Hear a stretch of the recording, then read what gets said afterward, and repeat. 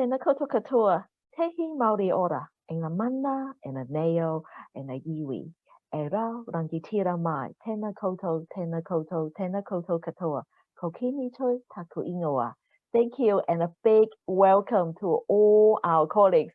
I saw a couple of people dialing in outside of New Zealand. So if you don't mind, could you please in the chat box write down the location or the cities or the country that you are dialing in, just to give me a bit more information about the geographical coverage that we are going to see today. So just in the chat box, type where you are dialing in from. So a big welcome to you and hope you're dry and wet after all the bad weather for the last couple of weeks. So my name is Kini Choi. I'm very privileged to be the Chief Executive of New Zealand Geothermal Association. So we are 30 years old this year. So you will see a number of activities and announcements that we're going to make in the next few months. And also very privileged to be part of the New Zealand Geothermal Week. So awesome to see so many friends and colleagues, even on the dance floor. So today, I'm going to introduce to you Ben, who is currently working at Mercury Energy and has kindly offered to share with us some of the key messages that Mercury is going to contribute to decarbonizing Aotearoa. So the format of today is that please type in your Q&A in the chat box, and then we will then going to read out the Qs at the end of the presentation. So I'm going to hand over to Ben shortly, and then he will then present to us probably for 20 minutes, and then we will then go through the questions, or if you have any comments, feel free to ask him at the end of the presentation. And then I'm going to come back and ask him 3 personal questions, and then we will then finish off by letting you know what are some of the upcoming activities from the association. So thank you so much. I'm going to hand over to Ben now. Okay, Ben, here you go. Kia ora, Kini. Tēnā koutou, tēnā koutou, tēnā koutou katoa. Good afternoon, everyone. I hope you can hear me. So my name is Ben Pizarro. I'm the Geothermal Technical Resources Manager for Mercury. For those that don't know Mercury, we're a 100% renewable large electricity generator and retailer. So thanks to everybody on the call today for joining in, and thank you to the New Zealand Geothermal Association for the opportunity to speak today. You'll note in my background behind me that this isn't a traditional office. This is me at home because of school interviews this afternoon. And for those that are wondering, the pictures in the background are some of my daughter's art and the anatomy of a coffee plant, but that topic's probably better for a different webinar. So the topics for today, I'm sort of going to cover 3 areas that I think are important to both New Zealand, the New Zealand electricity sector, as well as our geothermal industry. The first one will cover the concept of the energy trilemma and the decarbonisation, both challenges and opportunities that we all face in New Zealand.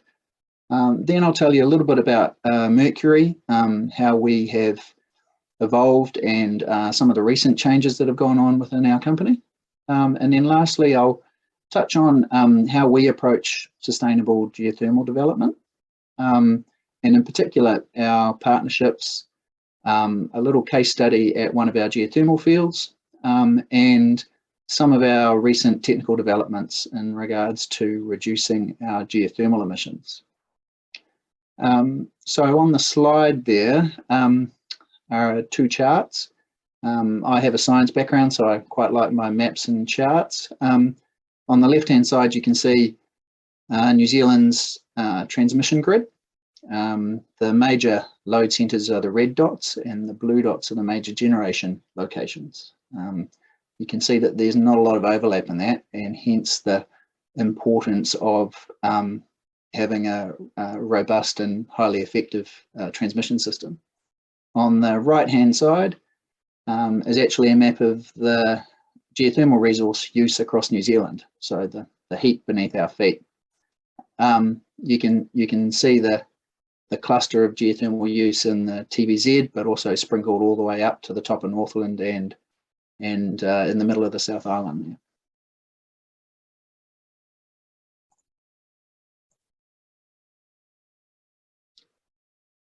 So before I start talking about Mercury and geothermal, I thought I'd just provide a quick orientation on the New Zealand electricity sector.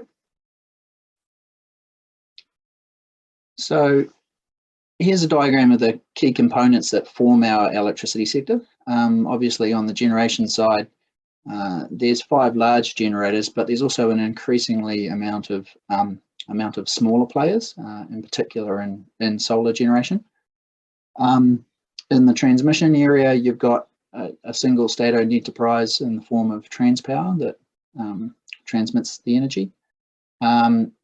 And when you get down to distribution, there's 27 distribution companies in New Zealand, and by the time it gets to your house, my house, our businesses, it's via over 30 different retailers. So who uses all of this electricity in New Zealand? Well, residential customers use about 32%, commercial uses about a quarter, and industrial users about 44–45%. The industrial use includes the Tiwai aluminium smelter, which I'm sure some people have heard about.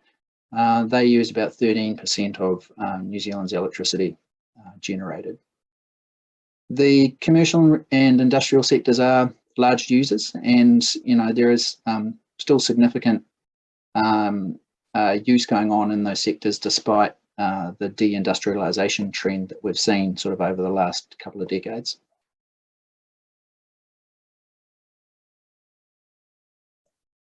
So when we think about New Zealand's electricity, we have a high portion of renewable electricity, over 80%. And we're lucky enough to have a very secure electricity system and pricing that's in the lower third of the OECD. When you look across that chart, you can see that a few of our neighbours, such as Australia, have significantly less renewable generation, and they do face quite a difficult path to decarbonise their energy sector. New Zealand ranks 9th on the World Energy Council trilemma. That's out of 108 countries. And you may ask, well, what is the energy trilemma? And I'll explain that on the next slide.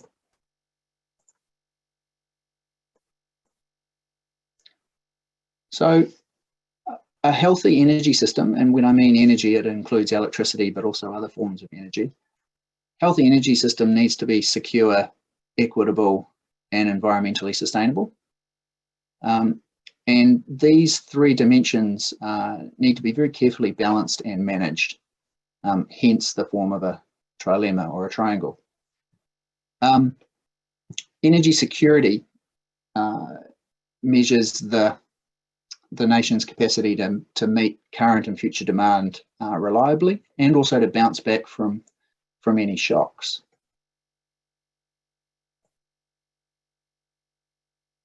Energy equity assesses the country's ability to provide sort of universal access to energy. That's both to sort of domestic and residential as well as commercial. And environmental sustainability of energy systems represents how far has the country transitioned towards mitigating and avoiding potential environmental harm and including climate change impacts from their energy systems. So as I mentioned, New Zealand is very fortunate in terms of its energy systems and supply structure, and that puts us in quite a strong position at the moment. When we look forward into the future, we can see that there are already signals in the market about demand for more renewable electricity.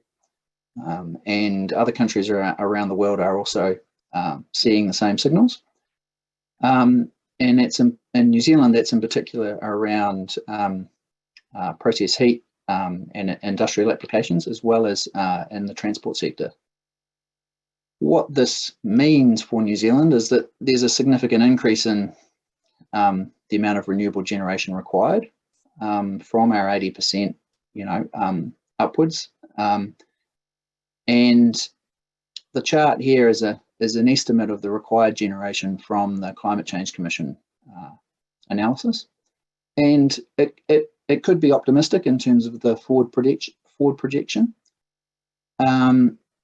But it's pretty clear that even if you look over the next 10 years from up until 2032, that there will be quite a bit of change going on in the industry. And I guess the key bits to point out are that we are seeing a significant ramp up in both wind generation as well as more geothermal generation. We're starting to see significant inputs from solar generation. We expect to see the end of coal use and a reduction in gas use. So based on Mercury's portfolio, we've got quite a significant part to play in this transition. And I'll talk about that in the next slide.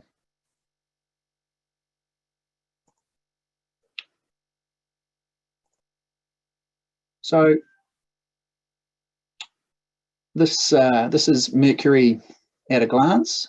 For those that are familiar with the history of the company, they were originally Mighty River Power, split out from the Electricity Corporation of New Zealand in the late 90s. And at that point, Mercury inherited 9 hydro stations on the Waikato River and a retail customer base, predominantly based in Auckland. Our geothermal journey kicked off in 2000 when we purchased into the Rotokawa power station as a joint venture with Te Hara North No. 2 Trust. That same year, we also commissioned Mokai 1 with the joint venture of the Taurapaki Trust. So following those years was what we like to call a geothermal renaissance, where there was significant development in geothermal, and Mercury alone invested about 1.4 billion over 20 years into 5 power stations.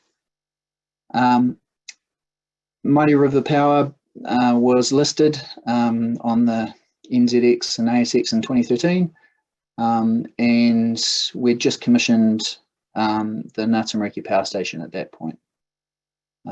We did have a gas-fired power station at Southdown that was retired in 2015.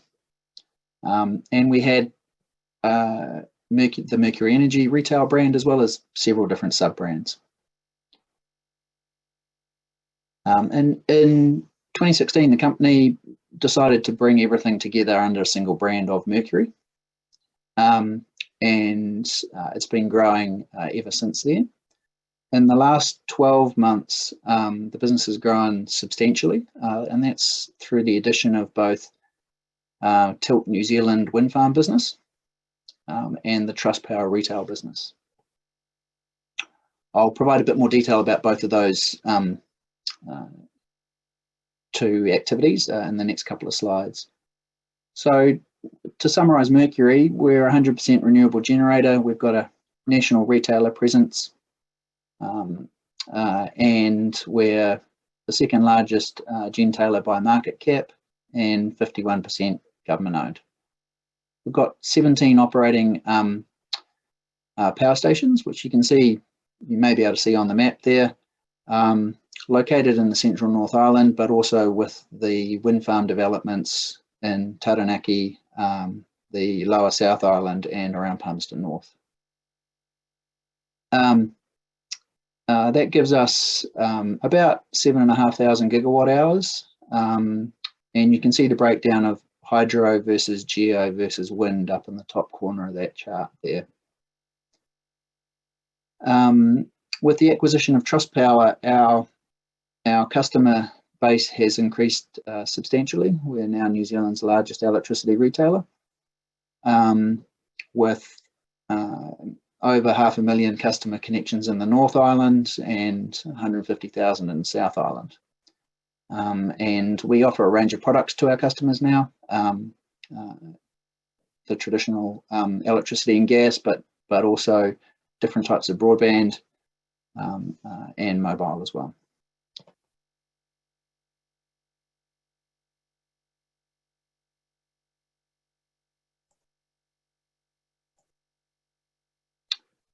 So just touching on the acquisition of the Tilt New Zealand wind farms, you can see the pictures on the right there, the top one being the Waipipi wind farm that was commissioned in 2021.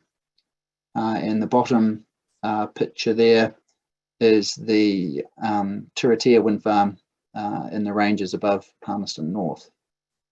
So Mercury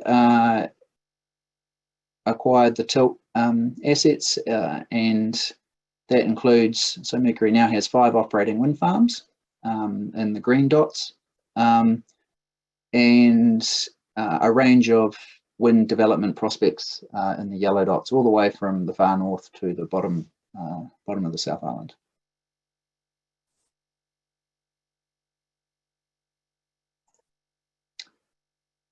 In relation to Trustpower, obviously that transaction completed in May this year, where we welcomed over 550 new staff into Mercury. As I said before, that makes us the largest multi-product retailer in New Zealand, and really expanded our national presence. What we're excited about for this side of the business is the chance to offer customers better value, bundled products, different product solutions, and also a range of customer services options.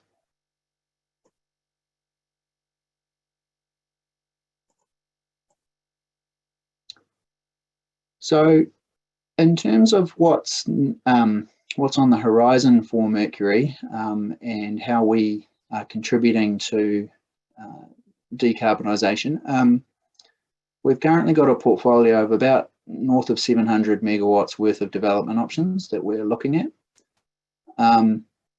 You can see a few of those options pointed out on the map on the right hand side there, and they're predominantly wind options at present, but I'd also like to highlight the expansion of the Ngātamariki power station that we are looking at. This is currently going through a resource consenting process, and I'll talk a bit more about Ngātamariki in a minute. If we look across not just Mercury's development pipeline, but the wider sector, we see there's about $2 billion worth of capital being deployed across wind, solar, and geothermal over the next 4 years. And if all of that comes through, New Zealand will hit about 92% renewables by 2025. This is not without risk. So there's risk in terms of the regulatory framework. There's quite significant risk in terms of global cost escalations at the moment, everything from civil constructions through to turbine supply and shipping. But we're confident that a lot of these projects will get off the ground in the very near future.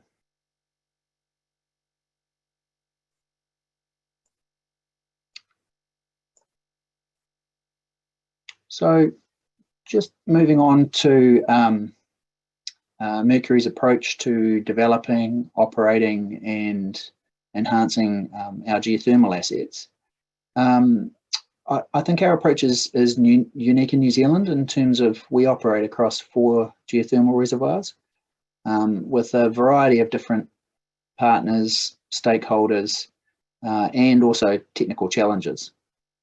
As I mentioned, I'll talk a little bit about each of those points in the next few slides.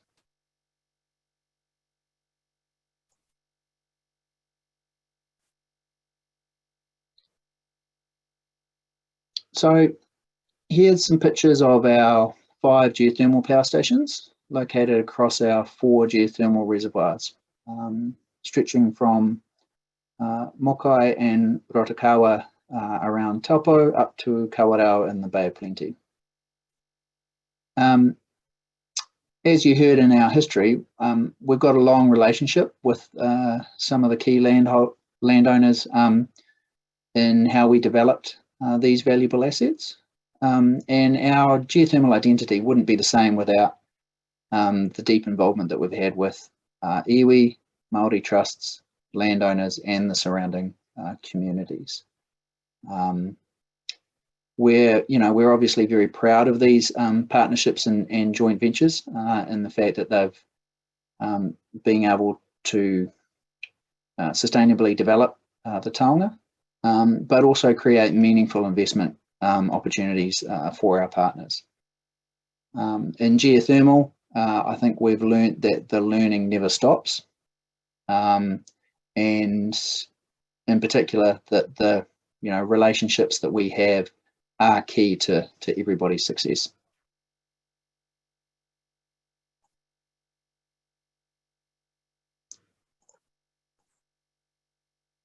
So I just wanted to spend a minute or two looking at the case study for the Ngātamariki geothermal field. It's been quite a long journey of development for this field. It was originally explored by the Crown in the 1980s. The land holding, the current landowner is Wairakei Pastoral Limited. And Tahara North, Number 2 Trust and Mercury jointly developed the project. And it resulted in the commissioning of a 85 megawatt binary plant in September 2013. There's a picture of the power station there. The surrounding area in that photo used to be heavily forested and is now a series of operating farms for Wairakei Pastoral. The development story is interesting here. It had a very strong sustainability focus right from the get-go, and that started with understanding the reservoir through both drilling, monitoring, technical reservoir modelling, and expert input from both our Mercury staff as well as the wider geothermal industry staff. On the basis of what we learned, we selected a power generation process that targeted 100% injection of geothermal fluid, so a binary plant arrangement, and that also provided good pressure support to the reservoir. And there was a lot of considerations in the development of this field in terms of the potential impacts on other users, the Taonga itself, as well as other geothermal in the area, including looking at the shallow groundwater aquifers for farming operations, and any impacts on the Araki Karako geothermal area to the north. At the time of the development, the potential of the reservoir was well enough understood that Mercury allocated space at the power station for an additional unit. You can see that unit, you can see that large blank area in the left of the photo there. And the power station is coming up to its 10-year anniversary next year, and both the power station and the reservoir is performing very well. That's given us great confidence that we can actually expand the power generation capacity of the field. And so we have put in a resource consent application for additional fluid take, and we're looking at options for additional power production.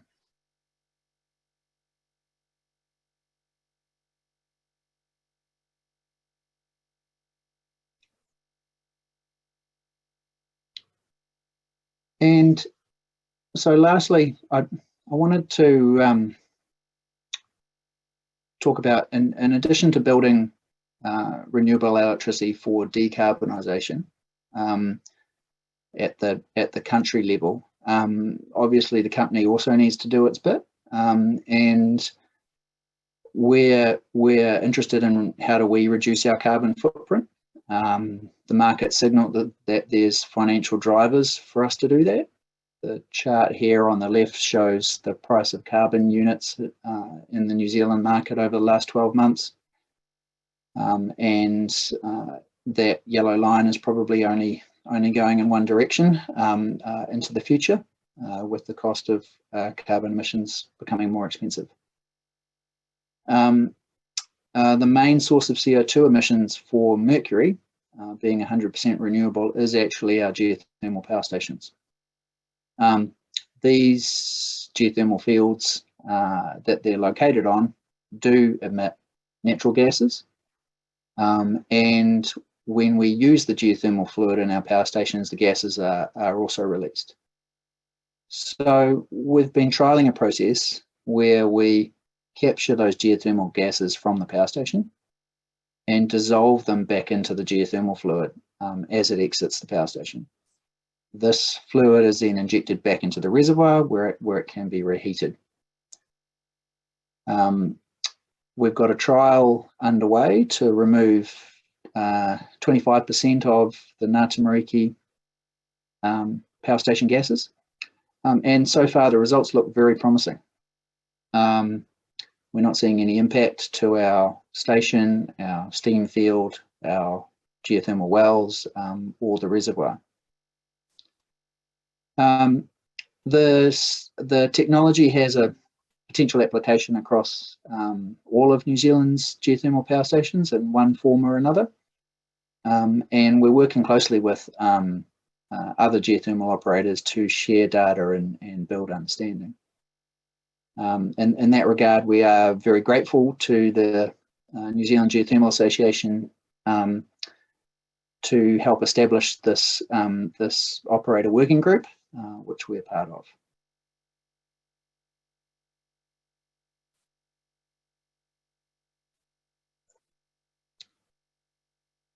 So this concludes my session. Once again, I'd like to thank everybody for your time this afternoon, and I'll hand back to Kenny.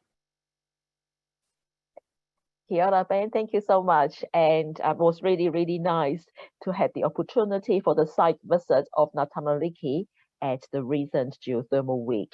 So thank you so much. So please type your questions or comments in the chat box, or if you would like to make a verbal comment or questions, please use the reactions button by raising your hand so that we will pass over the mic to you. So while we are waiting, Ben, so I'm just checking on my screen. So no one has typed or put their hands up yet. Okay, so Ben, so okay, ask you some of the more personal questions. And in your introductions, you have explained to us that you have got a science background, but also very fond of looking into some of the opportunities in the organization. So are you able to share with us, for your role that currently you are in Mercury, what is your considerations when you switch from a technical role to a people leader? What are some of your considerations? Yeah, that's a good question, Kenny. I think being a people leader is about trusting and empowering your team and the wider teams. You obviously don't lose interest in the technical side, but it's about offering the team guidance, making sure that the processes and systems are working, and then letting people take responsibility for their own work. Thank you. Thank you so much. So we have starting to receiving some of the questions and comments. So I'm just going to go from the top. So this question is from Peter. So are there any big engineering companies designing the geothermal power plant with NCG reinjection built in up front? Ben, have you got Good question. Good question, Peter.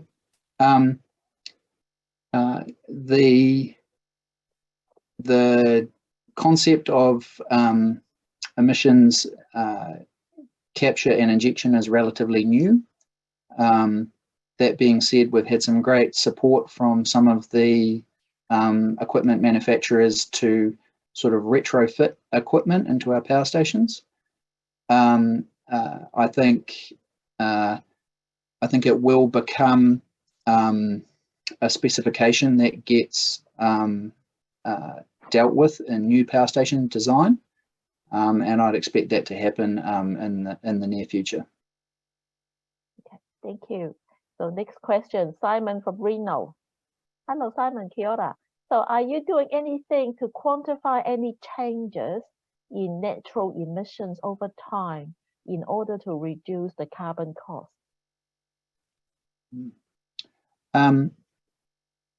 Yeah. Hi, Simon. We are